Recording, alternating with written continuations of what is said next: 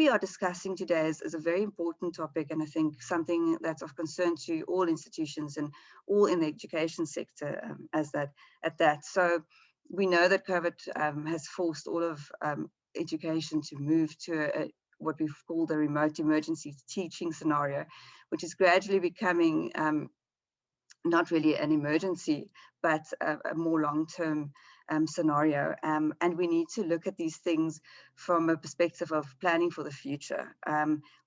While we had to look at alternative forms of teaching, we've also had to look at alternative forms of assessing students, examining students, and all these scenarios have led to new interpretations of what academic integrity is, maybe new opportunities for plagiarism.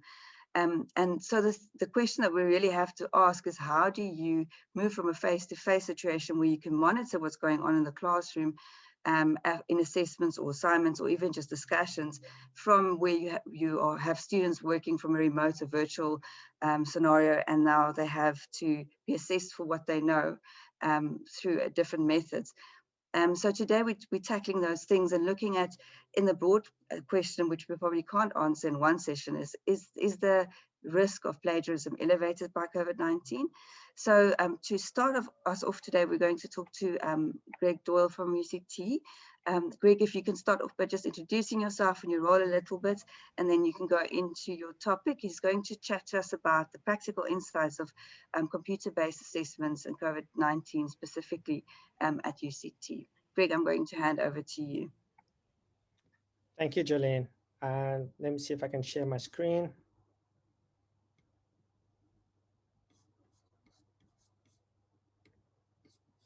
I assume you can see my screen. There we go. So my name is Greg Doyle. I'm the e-learning manager at the Faculty of Health Sciences at UCT. And at UCT, we use Turnitin, in fact, quite extensively. And I can't imagine us telling our lecturers we cannot do without it any longer. But what I want to focus on today is rather the computer-based assessments or online assessments and just our experiences over the last 18 months or so. In fact, one of the questions that has come up recently is whether we can use Turnitin for our online assessment. So that is something that we're busy exploring, because there is no easy way to do that at the moment. So I'll just talk a little bit about where we are at in the last 18 months. I'll move to online and remote assessments. I'll talk about the lockdown browser and proctoring that we've been using, the latter to only a small degree, supporting students during this time and what we've learned and some of the resources that are available or out there. And I think our story, I think, will be very similar to what's happening in other places. So I'm hoping there'll be some insight from you as well in terms of some of the lessons that you've learned that you're willing to share with us. So I'm the manager in the e-learning divisions. Our responsibility is to set up the assessments, administer it, to be there for support while it's happening. This is invigilated online assessments in the computer lab, the old normal, so to speak. We've got a lockdown browser. We've got CCTV cameras in the computer lab. We password protect the assessment. We make it accessible to only certain groups. So we do the normal stuff, linear access if that is required. And I think, or I realize as well, is that we are one of the few faculties where we're willing to do that for the academics. So they'll come to us with their Word document and we'll do it for them. Where in many of the other faculties at UCT, they can get advice, but they have to do their own assessments. So what we found is that a lot of academics are more, not keen per se, but they're more willing to take the move away from paper-based to online assessments, because a lot of the technical things they don't have to worry about. And we've seen that, in fact, whatever changes that has happened at health sciences, if there's somebody that will do it for them, the change suddenly becomes a lot easier than having to do it on your own or navigate it on your own. So from a lecture point of view, they're responsible for the validity and the reliability of the assessment, obviously. We'll send them the results afterwards in terms of the item analysis of the assessment, and together we'll analyze it, because a lot of time they'll come to us and ask, what does this mean? And because we've been doing it almost forever, or it feels like it, we're able to give them some advice and make any adjustments necessary afterwards.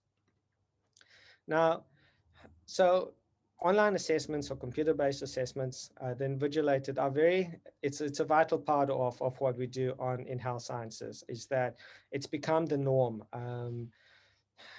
I don't see if there are quite a few departments who don't see how they'll be able to do assessments without it. We've got rotating blocks. The same assessment happens to different groups of students 5 times a year. It reduces the marking bias, etc. And a lot of the advantages of online assessments, you're probably aware of it already. So in 2020, when we moved to emergency remote teaching, it was challenging.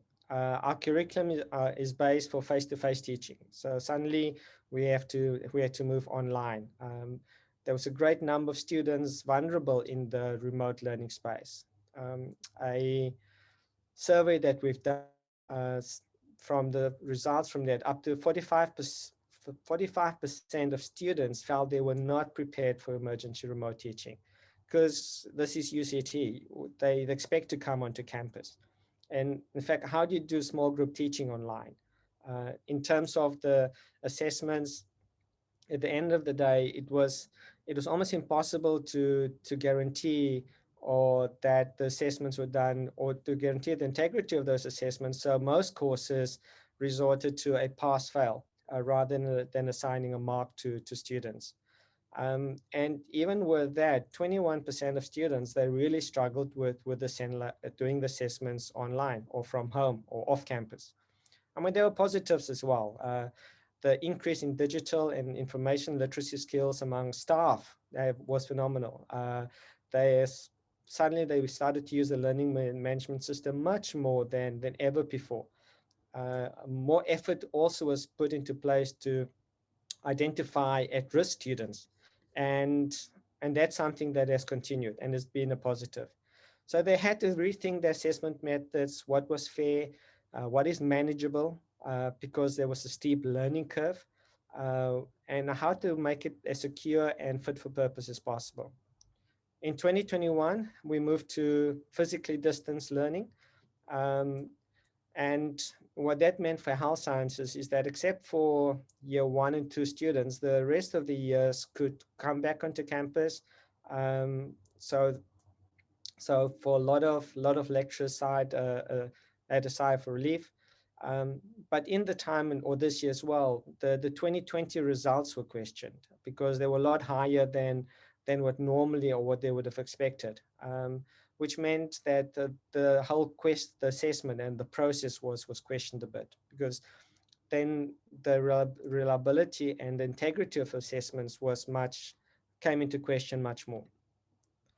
So this year we came back to normal, or back to what is known. Obviously, with the capacity in the computer labs was reduced, but at least we could control the environment. We could ensure the integrity of this and equity. So, which meant that the demand on computer lab space increased. There were clashes. Some people preferred to do it in the assessments in the morning, so they can no longer, their preferences led to compromise. We also realized at this time is that we need a better booking system. We need the communication to resolve the clashes. We need to improve that. And the question was raised, do we need more space? But this question has come up every 5 years or so when classes increase and the first year class or cohort increase. And the question is always, I mean, how big can we go? I mean, we're going to run out of space. To a certain degree, we have run out of space unless we get a new building. But nevertheless, we had a handle on it. And then the third wave happened. So now we're moving from invigilated online assessments to remote online assessments. And the reality is that we can look at increasing academic integrity, but we couldn't guarantee it. So some of the changes that was needed for remote assessments, and some people cope with the change easier or better than others. So in terms of focusing on the staff, we asked them to consider changing the assessment to a take-home assessment. Um, if you start thinking it in terms of that way, then you can start looking at redesigning your assessment. Staff started to learn about we use VULAS or LMS. What can the quiz tool do? Or what are the different question types that are available? We try to encourage people to use extended matching items, which is a kind of MCQ, but not a best of 4 or 5, which is much more reliable than the normal MCQ. We asked them, can students submit portfolios? Obviously, the associated more increased marking load with that. And having brainstorming about how can we mitigate the assessment experience to decrease inequality among students. From students' point of view, we require them to have a device. A lot of our students in health sciences are in res, so bandwidth to a certain degree was okay for 80% of students. Last year, students could get a laptop if they wanted one. This year, they had to source their own laptop. Uh, and the device is always an issue. I had a conversation with a lecturer this week where she said one of the students said the charger of the laptop broke. So, and they don't have money for a new charger. So how are they going to be able to do the assessment from off campus? So those are just some of the practical, real problems students experience that there is no real solution for. In terms of what they can do at home, obviously, some of them will have access to multiple devices. They've got access to content, the internet, WhatsApp, one another. So in terms of the bottom line is academics ask us, okay, how can we prevent cheating? So that's the question that comes up. Or how can we preventing is almost impossible. So we looked at how can we minimize it. And as I said, students doing online assessments or remote assessment, it's not just the necessary equipment, is how do they manage the technical difficulties? We had 2 assessments this week, and in one of them, the one student couldn't get in the first 60 minutes, a 2-hour assessment. And so they only had an hour because the timing was very strict. The assessment was only available between 10 o'clock and 12 o'clock. And they only got in at 11 o'clock. So whose fault is that? How do you manage that? In terms of the lockdown browser, they used that for the first time this week at home. So they had to be given a practice exam. Students asking, how do I install this thing? Even though from our point of view, we think it's pretty straightforward, but for a few students, it wasn't straightforward. And who to contact for support? So suddenly we've got 5 different courses doing an online assessment at the same time. And our team, we're only 3-4 members in our team. So who supports what? And what is plan B? For those students that are really, really struggling, is it a deferred exam?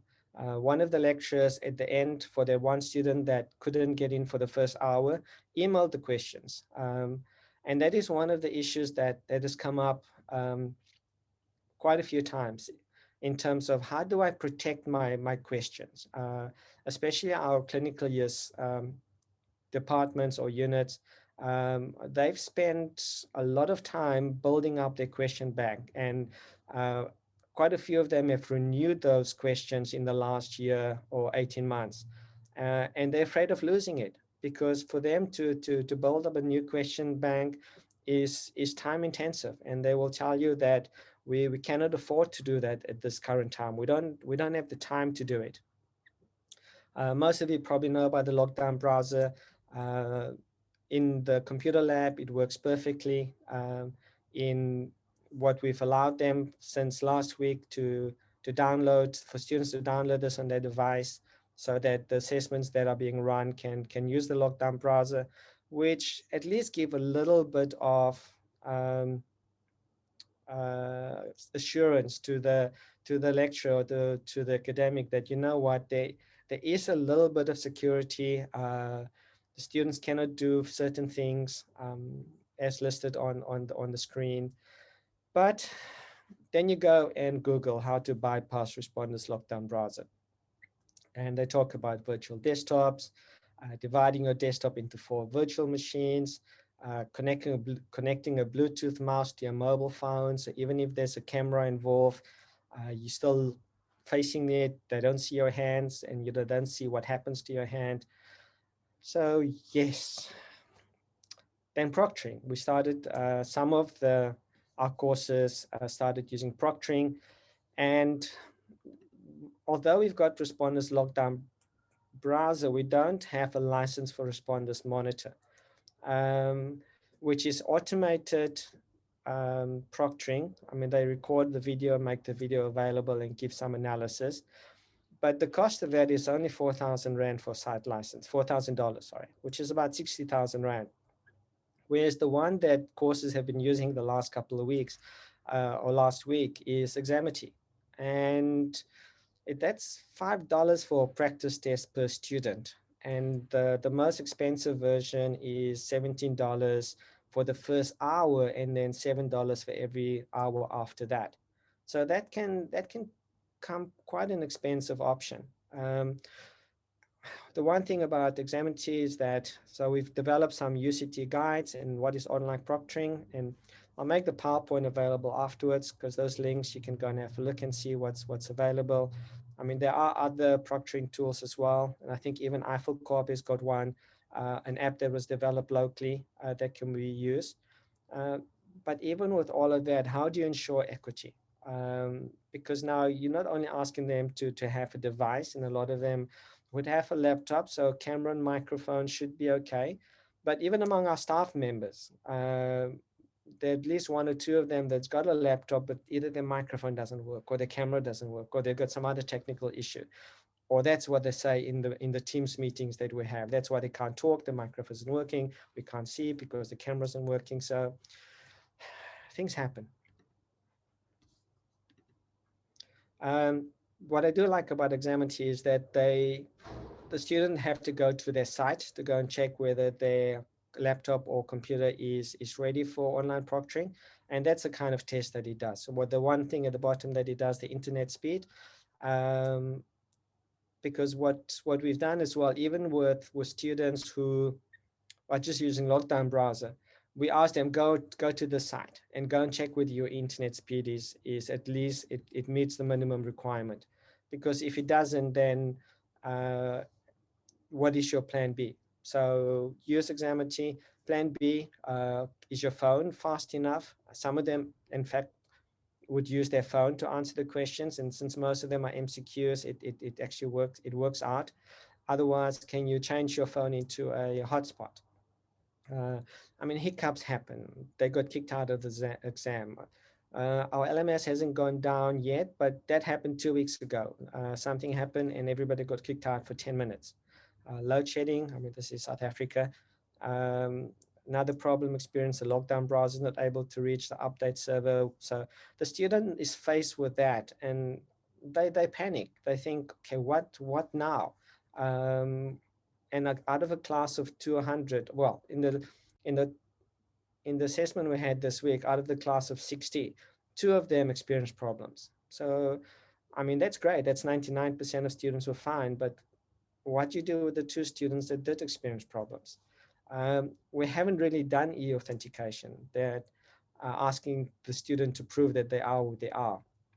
I mean, they log into the LMS with a student number and a password, and that could be anybody. We don't know who's on the other side. So have we learned anything? So question mark. There are certain things that we can do in terms of have question pools. There's a calculated question type. So in fact, that works in statistics where every student get a different version of a question. Our physios and our OTs, they ask more open-ended questions. Our postgrads as well. They they prepare the assessment as if it's an untimed take-home assessment. So there's no that time pressure and I've lost 20 minutes, can I get my time back kind of issues that have come up. In terms of formatting assessment, make it time. They can't go back to previous questions. You randomize. The problem obviously with randomizing questions is that if a student says, I've got a problem with question 5, which one is question 5? We've used lockdown browsers, so that's becoming a norm for students to do it at home. The proctoring is a little bit expensive, but they are considering it, and the responders monitor is definitely, like I said, a cost-effective option. What we don't know, obviously there are contract cheating, people that were able to answer questions for you. Online proctoring, we only started to use it this week. We don't know if you can roll out at scale. What else is going to disrupt? Is what do we do in the fourth wave? I say hashtag in terms of hashtag fees must fall. So what are alternatives, and are we planning enough for this? And I'm afraid I don't think we are. We're always looking at how can we expand the computer lab? How can we get more computers? But I mean, we've had lockdown or COVID-19 for the last 18 months. And I'm not sure we've done enough in terms of just planning for online assessments and remote assessments. So there's a lot of resources out there. There's the JISC report, which I recommend you read if you've got time, which talks about the future of assessment. And it talks about authentic, accessible, automated, continuous, and secure assessments. And then you've got University of Pretoria's got something on assessments and online. UCT's got a document. Stellenbosch has got a document. UNISA has got a document. So there's a lot of information out there. And that's why I really do know that a lot of the issues that we're facing, a lot of other people or institutions are facing as well. I mean, I haven't even spoken about handwritten exams, but in fact, one of our computer science exams was a handwritten exam. So that is definitely options as well, what people are looking at. And that's some of the references I used at the top. I'll stop sharing. Okay, great. I think a few things that I picked up, Greg, is I think one of the most important things to start off with is that the tools out there, firstly, you want to try and make it harder for someone to have less temptation. So it's for them not to be able to cheat, but even if they can, it's just that little bit harder. So deterring them from the whole idea of cheating. And I think then one of the other things that came up is, if you think about it, it's maybe the mindset of the student then and how they approach their studies that also needs to change, or if it hasn't changed yet, to know that when you study, you are actually only doing yourself harm if you cheat, because you're not achieving what you want to at the end of the day, and you're not growing and learning and preparing for your career ahead, which is a difficult one to tackle. And then also maybe looking at changing the way we assess, because I think that's our biggest question is how do we assess better so that we actually do get a grasp of the students' knowledge, but that there is not a need for that temptation to cheat. There's so many ways of looking at it, and it's such a big topic to discuss as well. And then there's accessibility, which is a very, very big issue, and actually in not just in South Africa, but internationally, we've seen that this is a challenge. And as you rightly mentioned, the app that was developed locally is kind of helping or trying to help with that by using smartphones, but at the same, not everyone does have a smartphone, but using less data, less battery power, the challenges that we face is kind of addressed through that. But I think it's one of those things, as you said, are we really prepared for it?